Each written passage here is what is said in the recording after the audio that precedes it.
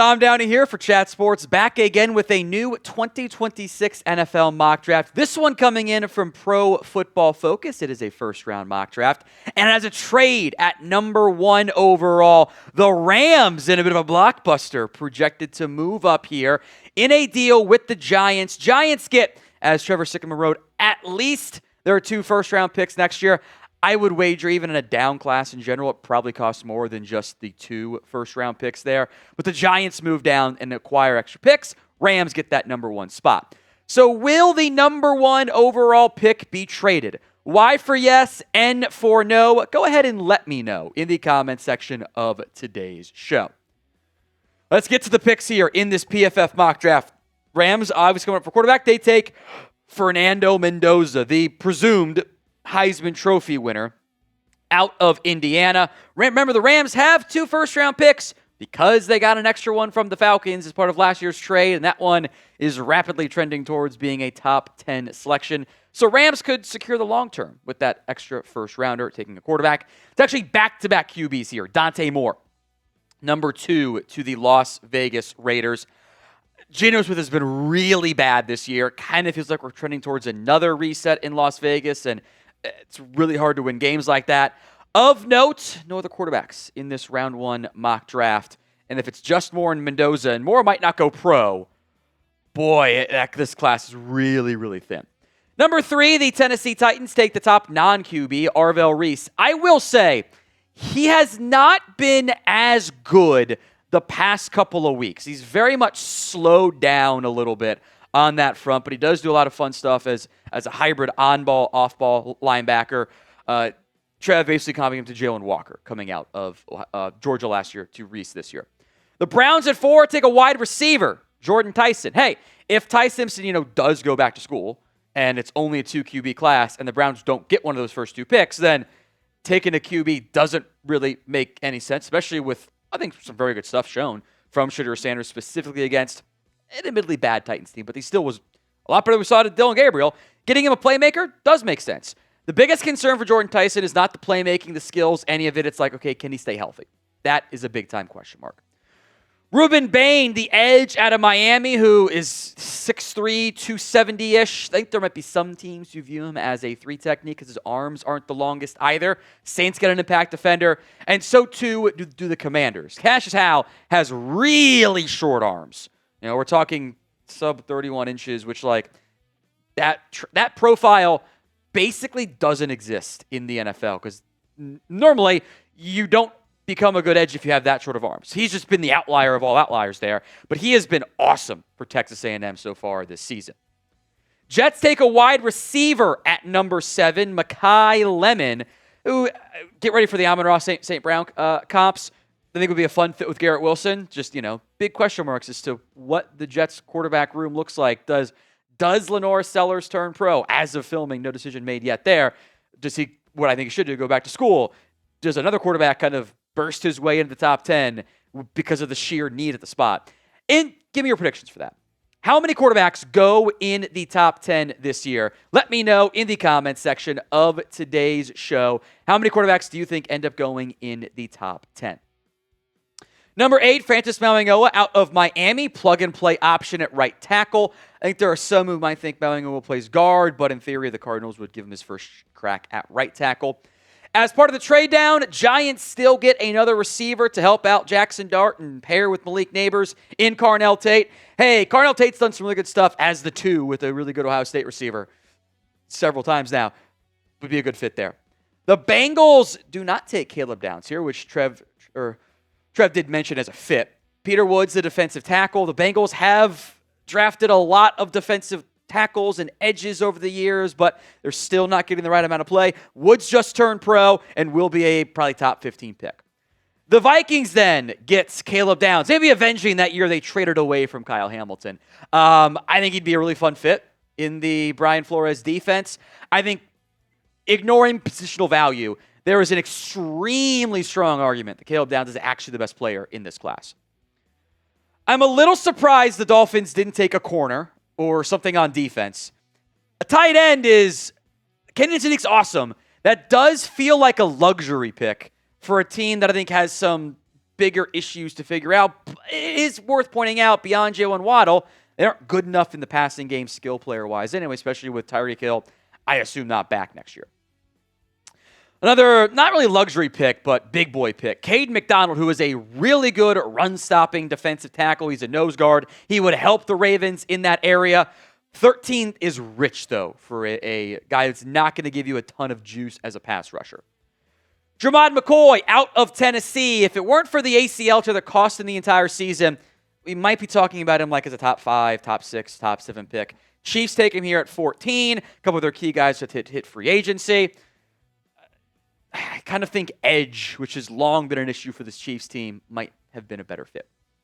The Cowboys at 15 take, again, a top player on the board, but positional value question marks there in Jeremiah Love. Javonte Williams is a free agent. The Cowboys will know if he's back or not by the time the draft begins, but Love to the Cowboys is kind of like an easy, they didn't fall beyond this pick. The Panthers we'll get to the Panthers here at 16 in just a second, but this episode is brought to you by Prize Picks. It is the holiday season, the best time of the year for sports, bowl games, basketball matchups, playoff pushes. It's all happening at once. And while you and I are out here making decisions every day, what gifts to buy, what to eat, which game to watch, there's one place where it feels good to be right. That is Prize Picks. They have a new feature. It's early payouts. If your lineup gets off to a hot start, you may have the option to cash out those winnings before the game even finishes. One of our Sunday Prize Picks lineups here, Drake May, more than passing yards. Shadur Sanders, more than passing yards. What's a very low number for Shadur, and less than Jamar Chase receiving yards.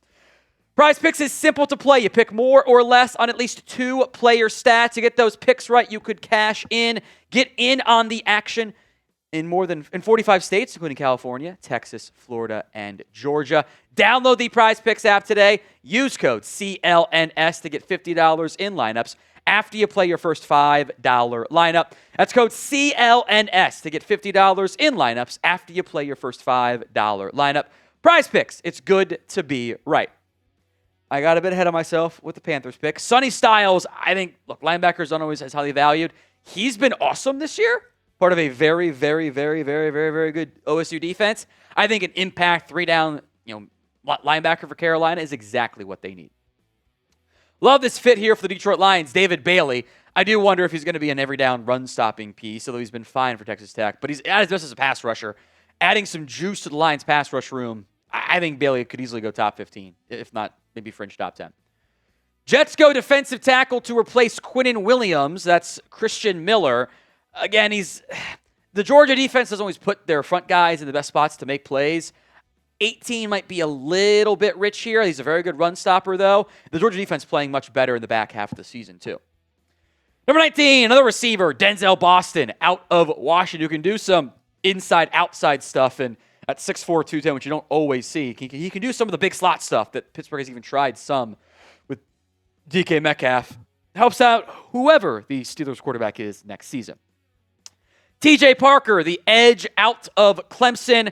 And shout out the Bucs picking up Jason Pierre-Paul with, what year is it alongside Phil Rivers stuff.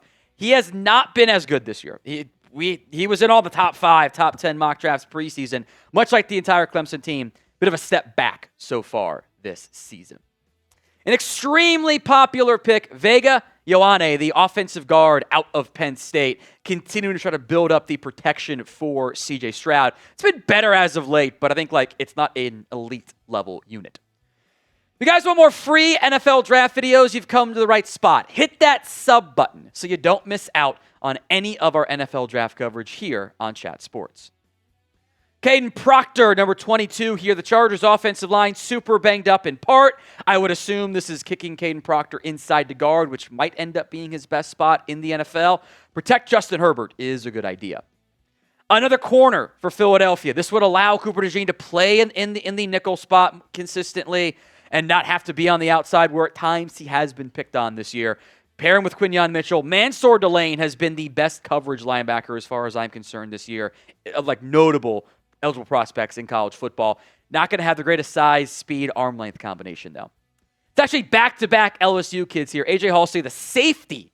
Again, LSU, not a great season, but couple very noteworthy defensive pieces here. Both the safeties, Brisker and Byard, are going to hit free agency in Chicago. I actually don't mind this pick at all, even though I do think 2 safeties is, I'd say, a little bit rich and a bit of a surprise, but the class in general is a little thin anyway. Joshua Josephs, who PFF is a very big fan of, the edge rusher out of Tennessee. Receivers are off the board. Bills get a defensive piece. That makes sense. Casey Concepcion, who, I mean, this is just going to be, Shanahan got his new Debo. Like, it's after the catch stuff. He's really dynamic in that area. With Brandon Ayuk, kind of feels like not going to ever play again for the 49ers. Receiver is now a need for the San Francisco 49ers. Browns get a tackle. Caleb Lomu, this pick, by the way, via the Jags, part of the Travis Hunter, Mason Graham draft day trade. I don't know if Lomu goes pro, but the need for a guy that needs to add some strength means if he does go pro, he probably sneaks into the first round. Romello Height, the other Texas Tech edge rusher. He's even more of, I think, a DPR type than what David Bailey is, but getting some juice in the pass rush outside of the interior guys and Ezaraku is a need for this Dallas Cowboys team. Jennings Dunker, the Iowa offensive guard, who PFF just loves. That is one of Trev's favorite players this year. Another option at guard, which is a huge hole for the Seahawks. I think schematically he fits really well. He's a tackle for Iowa. Probably got to move inside the guard. I do think top 30 is a little bit rich right now. Caleb Banks, the defensive tackle out of Florida, who would have been a day 2 pick last year. High expectations this year. Has hardly played, I should say, because of a foot injury. But they don't make 6'6", 330-pound guys who move like that. That tends to draw a lot of interest there. Would love the receiver, but they were a little bit thin, I guess, from PFF's perspective. The Giants, part of this, again, the trade with the Rams here, get a corner. Avion Terrell, A.J. Terrell's younger brother. He got that dog in him. He is also turned pro. He and Drew Phillips are kind of a fun, feisty cornerback pairing. Denver with one of my favorite picks in the entire mock draft here, C.J. Allen, who I think is an awesome middle linebacker option. They are fantastic. Or this Denver defense is already. You add C.J. Allen to it now, it somehow gets even a little bit better. I would love that pick for Denver. So grade the PFF NFL mock draft. A, B, C, D, or F. Let me know in the comments section of today's show. Some other notable prospects I did want to make note of here. Ty Simpson, Chris Bell. No Ty Simpson in the mock draft. Feels like PFF kind of thinking he's going to go back to school. Possible, by the way. Chris Bell, the height, weight, speed guy to Louisville, good player. Zion Young's got some fans. 2 corners to make note of. Brandon Cisse, big-time draft riser. Same with Colton Hood from Tennessee.